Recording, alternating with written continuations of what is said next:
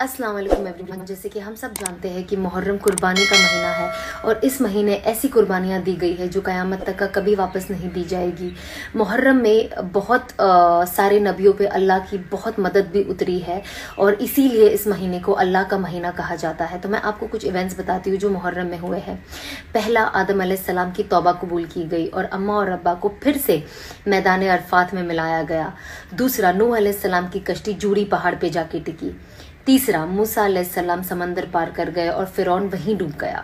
चौथा, यूनुस अलैहिस्सलाम को मछली के पेट से निकाला गया और अल्लाह ने उनकी खूब हिफाजत की। पांचवा, हमारे सबसे अहम सहाबा हज़रत उमर रदी अल्लाह ताला अन्हुम, उनकी शहादत हुई।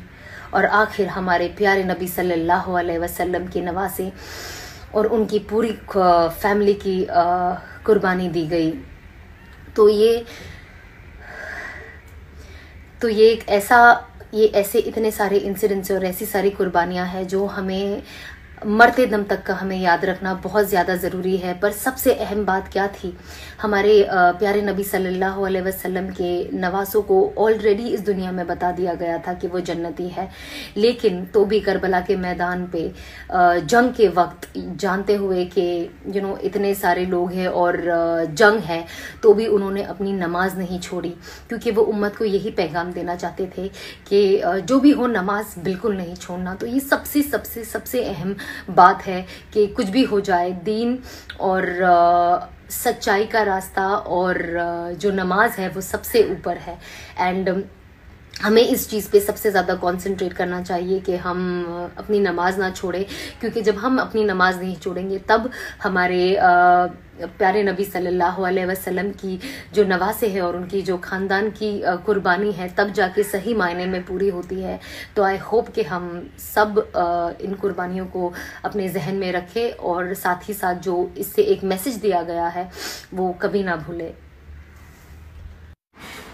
अस्सलाम वालेकुम एवरीवन। यौम आशुरा यानी 10वां मुहर्रम, हुजूर पाक सल्लल्लाहु अलैहि वसल्लम ने फरमाया है कि इस दिन हमें खूब तौबा इस्तगफार करनी चाहिए, क्योंकि मुहर्रम जो है अल्लाह का दिन है और इसी दिन में अल्लाह पाक ने बनी इसराइल की कौम की तौबा कबूल अता फरमाई थी और इंशाअल्लाह अल्लाह से पूरी उम्मीद है कि वो आगे की कौमों की भी तौबा कबूल अता फरमाएंगे।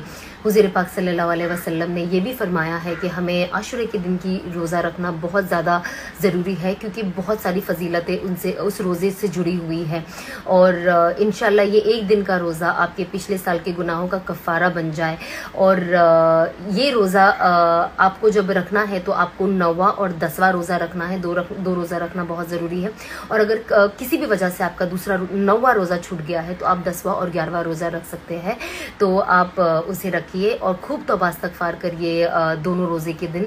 और हुज़ूर पाक सल्लल्लाहु अलैहि वसल्लम ने ये भी फरमाया है कि 10वें आशुरे के दिन हमें अपने घर वालों पे दिल खोल के खर्चा करना चाहिए और अगर हम ऐसा करते हैं तो अल्लाह पाक हमें पूरे साल की रोज़ी में खूब बरकत नसीब अता फरमाते हैं।